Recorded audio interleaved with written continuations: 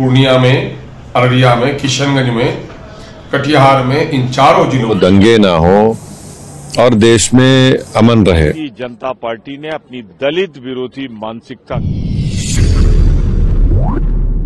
नीतीश सरकार में अफसरों की तानाशाही आसमान पर पहुंच चुकी है। खासकर सीमांचल में अररिया, पूर्णिया, कटिहार, किशनगंज में खनन विभाग के इंस्पेक्टर और पदाधिकारियों ने ओधम मचा रखा है।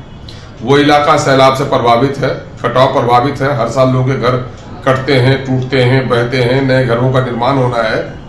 और ऐसी स्थिति में निजी जमीन को काटकर अगर कोई व्यवसाय नहीं करता हो और मिट्टी भरता हो तो उस पर कहीं से रोक नहीं है।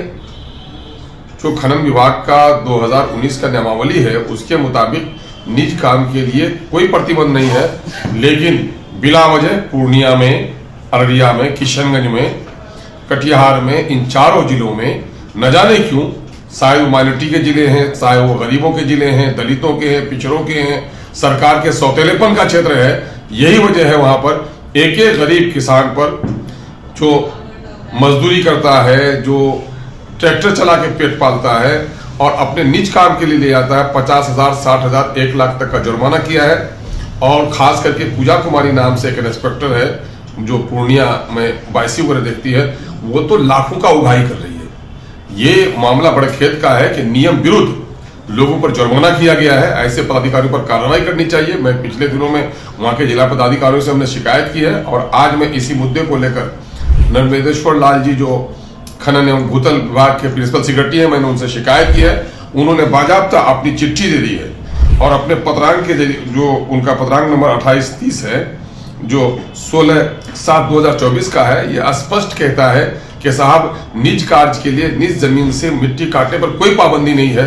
अगर डिपार्टमेंट का ये लेटर है उसके बाद डिपार्टमेंट के पदाधिकारी इसके विरुद्ध काम कर रहे हैं तो ऐसे लोगों पर विभागीय कार्रवाई होनी चाहिए। और मैं उन तमाम तर लोगों से कहता हूं जिन लोगों पर गलत जुर्माना किया है, इस लेटर के आधार पर आप कंप्लेन कीजिए, वह नहीं तो इन पर ऐसे अफसरों पर जिन लोगों ने अवैध रूप से लोगों को जुर्माना लगाया है, निज जमीन पर मिट्टी काटने पर पाबंदी लगाई है, ऐसे लोगों पर केस कीजिए। जब तक नहीं उठेगा अपने हक के लिए आपको दबाया जाएगा, आपको लूटा जाएगा।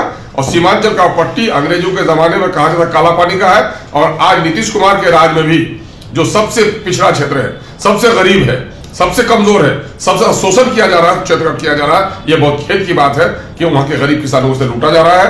मैं शुक्रगुजार हूं प्रिंसिपल सेक्रेटरी के, उन्होंने आज मेरे सामने में हिदायत भी दी है। मैंने उनसे कहा है कि आप पुनः वहां के डीएम को पत्र लिखिए। उन्होंने कहा कि मैं डीएम को लिखूंगा और मैं ये आम लोगों को यह सूचना दे रहा हूं इस लेटर के आधार पर अगर इस तरह की कोई मामला आता हो तो आप कंसर्निंग डिस्ट्रिक्ट मजिस्ट्रेट से मिलिए और खनन पदाधिकारी के मनमाना के खिलाफ उठिए। सरकार से 4 सप्ताह के अंदर एफिडेविट फाइल करके जवाब मांगा है। दूसरी तरफ कहा है कि निचली अदालतों को कोई भी आप सर्वे का आप ऑर्डर नहीं देंगे जब तक कि सुप्रीम कोर्ट की ओर से इस पर कोई फैसला नहीं आ जाता। देखिए, जब ये प्लेस ऑफ वर्शिप एक्ट बनाया गया था उसका मतलब ये था कि देश में इंस्टेबिलिटी ना हो, दंगे ना हो और देश में अमन रहे। अब हम जो देख रहे हैं खासतौर से संभल में जो हुआ, जिसमें एक ही दिन में केस फाइल हो गया और 1.5 घंटे के अंदर ऑर्डर भी मिल गया, सर्वे हो गया, फिर दूसरा सर्वे हुआ, उसके नतीजे में हम देखते हैं कि हिंसा हुई और 5 बेकसूर मुसलमानों की वहां पर पुलिस के जरिए हत्या कर दी गई फायरिंग में। तो सुप्रीम कोर्ट का आज का फैसला उस एक्ट को सामने रखकर सुप्रीम कोर्ट ने कहा कि अब कोई सर्वे नहीं होगा, कोई केस कोर्ट हियर नहीं करेगी जब तक कि सुप्रीम कोर्ट उसकी हियरिंग को कंप्लीट नहीं करता, जो भी फैसला आएगा। तो ये बिल्कुल सही है। ये बार बार कोर्ट को जाना कि यहाँ पर मस्जिद नहीं थी, 500 साल 600 साल पहले ऐसा हुआ, बिल्कुल गलत है। पार्लियामेंट का एक्ट है और भारत सरकार को, मोदी सरकार तो रिप्लाई डाल ही नहीं रही अपना, उनको रिप्लाई डालना चाहिए।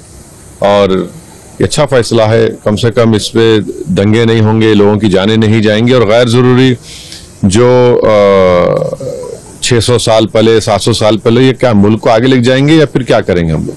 संभल हो, अजमेर हो, ज्ञानवापी हो, आपको लगता है कि इस पर विराम लग जाएगा? अब तो सुप्रीम कोर्ट का तो ऑर्डर है, तो जाहिर है लोअर कोर्ट्स को सुनना पड़ेगा। आज बहुत